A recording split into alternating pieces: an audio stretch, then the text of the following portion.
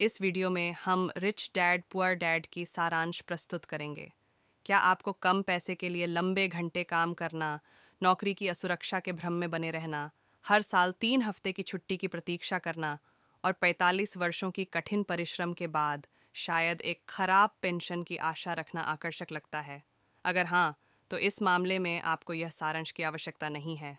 बाकी सभी के लिए आइए गोता लगाएं। पहली सीख। अमीर इंसान संपत्तियां अर्जित करते हैं, वहीं गरीब व्यक्ति लायबिलिटीज या देनदारियों को खरीदते हैं जिन्हें वे गलती से एसेट या संपत्ति मान बैठते हैं।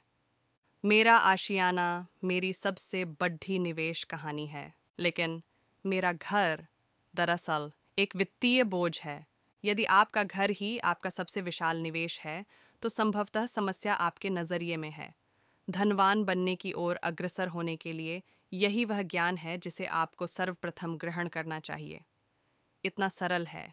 मुझे यकीन है आप इस क्षण मुझसे सवाल कर रहे होंगे, तो हर कोई धनी क्यों नहीं है? इसका उतना ही सीधा उत्तर है क्योंकि बहुत से लोगों को वास्तव में संपत्ति का सही अर्थ पता ही नहीं है। आइए एक संक्षिप्त परीक्षा लेते हैं। क्या आपका हाल ही में खरीदा गया आईफोन एक संपत्ति है? नहीं, यह नहीं है। क्या आपकी नई चमकती बीएमडब्ल्यू संपत्ति है? नहीं, कदापि नहीं। किसी कंपनी में हिस्सेदारी रखना क्या संपत्ति है? हाँ, निश्चित रूप से। क्या आपका घर एक संपत्ति है? वह नहीं है। सभी प्रश्नों के उत्तर सही दिए।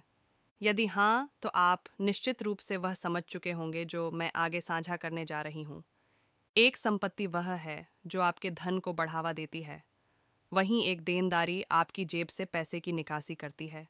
आइए समझते हैं कि कैसे एक धनी व्यक्ति वेल्थ क्रिएशन या धन सृजन के मार्ग पर चलता है, विपरीत एक कम आय वाले व्यक्ति के।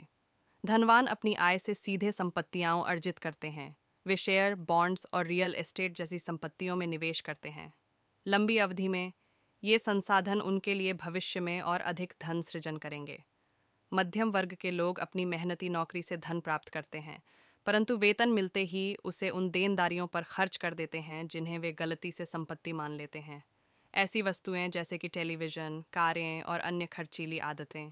आप बाहरी रूप से धनी दिख सकते हैं और आपके मित्र आपकी प्रशंसा कर सकते हैं, पर यदि आप इस प्रवृत्ति का पालन करते हैं तो वास्तव में धनवान बन पाना संभव नहीं है। लेकिन क्या शेयर बाजार में निवेश करना जोखिम भरा नहीं है? यदि बाजार में फिर से पतन होता है तो क्या होगा? यह विचित्र है कि लोग कैसे एक महंगी कार खरीदने को तर्कसंगत ठहराते हैं, जो निश्चित रूप से धन हानि है, जबकि वित्तीय संपत्तियों में निवेश को मूर्खतापूर्ण मानते हैं क्योंकि वहां पैसा खो सकते हैं। यह वास्तव में अविश्वसनीय है। दूसरी सीख। कॉरपोरेट संरचनाओं की विशिष्टता। यह धारणा कि धनिकों को कम भाग्यशाली व्यक्तियों के कल्याण हेतु अधिक कर भुगतान करना चाहिए, वित्तीय नियमन की एक प्रमुख रूपरेखा है। कराधान व्यवस्था उत्पादकता पर दंड लगाती है तथा उत्पादनहीनता को पोषित करती है। रॉबिन हुड की अमर कथा से प्रेरित होकर, जिसमें वह धनिकों से धन छीनकर निर्धनों को वितरित करता है, निम्न और मध्यम वर्ग ने कर प्रणाली का सृजन किया। इस पहल का उद्देश्य समाज में समानता स्थापित करना और प्रत्येक व्यक्ति को समावेशित करना है। हालांकि धनी वर्ग इस व्यवस्था को बुद्धिमानी से पार कर जाते हैं और दीर्घकालिक परिणाम स्वरूप यह धन संचय अधिकतर मध्यम वर्ग से निर्धन वर्ग को स्थानांतरित करने की प्रक्रिया बन जाती है। धनी व्यक्ति अपने अर्जित धन की रक्षा के लिए विविध रणनीतियां और वाहनों का उपयोग करते हैं। औसत पारिवारिक बजट पर सबसे बड़ा खर्च कर होता है। अनेक लोग वर्ष के शुरुआती महीनों जनवरी से मई तक सरकार के लिए काम करते हैं, क्योंकि वे अपनी आय का 40-50% तक कर के रूप में देते हैं। यह कर उनके वेतन मिलने से पहले, खरीदारी के समय और यहाँ तक कि मृत्यु पर भी लगाया जाता है। वॉरेन बफेट, जो इस ग्रह के तीसरे सबसे धनी व्यक्ति हैं, अपनी सेक्रेटरी से कम कर चुकाने के लिए विख्यात हैं। कॉरपोरेट संरचना आपको कर चुकाने से पहले व्यावसायिक खर्चों के लिए भुगतान करने की सुविधा देती है। इससे आप खरीदारी पर लगने वाले वैट को अपनी खरीदारियों की मात्रा के अनुरूप घटा सकते हैं, जिससे आपको मूल मूल्य के 50% कम पर सामग्री खरीदने की क्षमता मिलती है। तीसरी सीख। वेतन पर से अपना फोकस हटाइए और अपनी संपत्तियों की ओर ध्यान दीजिए। अक्सर हमें सिखाया जाता है कि कठोर परिश्रम और उचित शिक्षा हमें एक उत्कृष्ट नौकरी दिलाएगी, परंतु असली समृद्धि का रहस्य यह है कि शिक्षा आपको ऐसी कंपनियों का मालिक बनने की क्षमता देती है जो आपकी संपत्ति को बढ़ावा दें। रॉबर्ट कियोसाकी के गरीब पिता ने भले ही उच्चतम शैक्षिक उपाधि हासिल की हो, परंतु वे हमेशा आर्थिक संघर्षों से गुजरते रहे। इसके विपरीत उनके धनी पिता, जिन्होंने शिक्षा के पारंपरिक मार्ग को समाप्त नहीं किया था, ने विपुलता का अनुभव किया। यह नहीं कि वे अतिरिक्त वेतन के लिए पढ़ाई कर रहे थे, बल्कि इसलिए कि उन्होंने उन वर्षों का उपयोग संपत्ति निर्माण में किया। धनी व्यक्ति हमेशा अपने संपत्ति स्तंभ की ओर ध्यान देते हैं, जबकि अन्य लोग अपनी आय विवरणीकरण पर केंद्रित रहते हैं। यदि औसत व्यक्ति का वेतन 2% कम हो जाता है, तो वह निराशा महसूस करता है। लेकिन यदि वही व्यक्ति शेयर बाजार में अपनी संपत्ति का 2% खो देता है, तो वह इसे दुर्भाग्य या प्रबंधन की त्रुटि मानकर आगे बढ़ जाता है। फिर भी कुछ के लिए उनकी संपत्तियों में हुई हानि उनके वेतन में हुई कटौती से अधिक गहरा असर डालती है। वेतन से जुड़ी भावनाएं व्यक्तिगत होती हैं, जबकि संपत्ति के स्तर को वैसी भावनात्मक प्रतिक्रिया नहीं मिलती। यह एक व्यापक समस्या है जिसका सामना अक्सर कम आय वाले वर्ग को करना पड़ता है।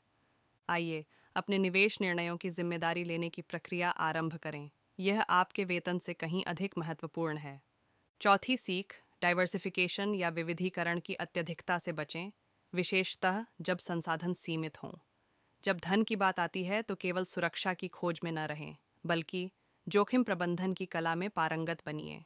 संक्षिप्त संसाधनों के साथ आपके निवेश पोर्टफोलियो का अत्यधिक विविधीकरण आपके धन सृजन की क्षमता को सीमित कर सकता है। धन संचय की यात्रा में एकाग्रता एवं केंद्रीकरण महत्वपूर्ण होता है। दुनिया के सबसे अधिक धनी व्यक्तियों की सूची को देखते हुए यह स्पष्ट होता है कि उन्होंने अपनी संपत्ति को एक ही क्षेत्र में केंद्रित रखा, जिससे उनकी समृद्धि में असाधारण वृद्धि हुई। जेफ बेजोस, अमेजॉन के मालिक; बिल गेट्स, माइक्रोसॉफ्ट के मालिक; वॉरेन बफेट, बर्कशायर हैथवे के मालिक; बर्नार्ड अर्नोल्ट, LVMH के मालिक; मार्क जुकरबर्ग, फेसबुक के मालिक।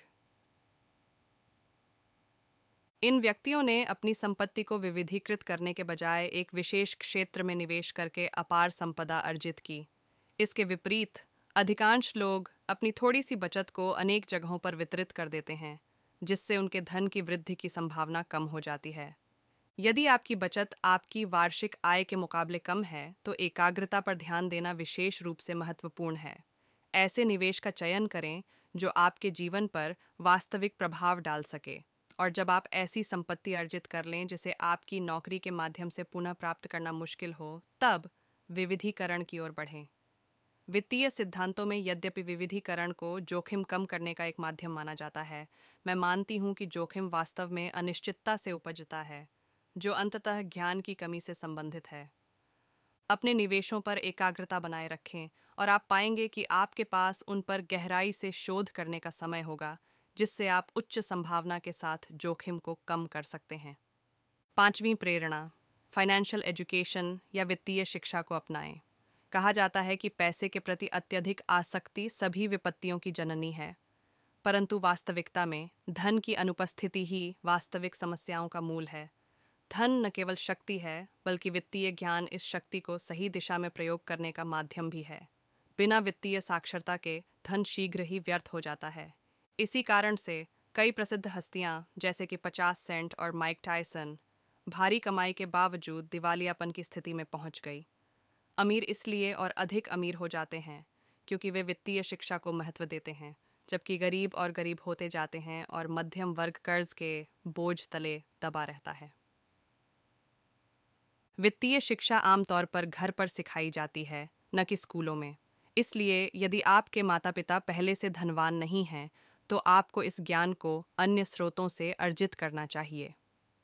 छठी प्रेरणा, फाइनेंशियल फ्रीडम या वित्तीय स्वतंत्रता की ओर कदम बढ़ाएं। वित्तीय स्वतंत्रता केवल धन संचय नहीं है, यह आपके समय और जीवन के निर्णयों पर पूर्ण नियंत्रण होने की स्थिति है। अपने आप को वित्तीय रूप से शिक्षित करने के बाद अपनी संपत्तियों को ऐसे ढंग से प्रबंधित करें जो आपको वित्तीय स्वतंत्रता की ओर ले जाए। ये आपको न केवल आर्थिक सुरक्षा प्रदान करेगा, बल्कि आपको अपने सपनों का पीछा करने और अपने जीवन को अपनी शर्तों पर जीने की आज़ादी भी देगा। इन प्रेरणाओं को अपनाकर आप न केवल अपने वित्तीय जीवन को सुधार सकते हैं, बल्कि एक समृद्ध और पूर्ण जीवन जीने की दिशा में भी कदम बढ़ा सकते हैं। आपका इस वीडियो को देखने के लिए धन्यवाद। अगर आपको यह वीडियो पसंद आया है और आप वित्तीय स्वतंत्रता और समृद्धि के और भी रहस्य जानना चाहते हैं, तो कृपया हमारे चैनल को सब्सक्राइब करें। आपका समर्थन हमें और भी अधिक उपयोगी और जानकारीपूर्ण सामग्री लाने के लिए प्रेरित करता है। फिर मिलेंगे अगले वीडियो में। तब तक के लिए धन्यवाद और नमस्ते।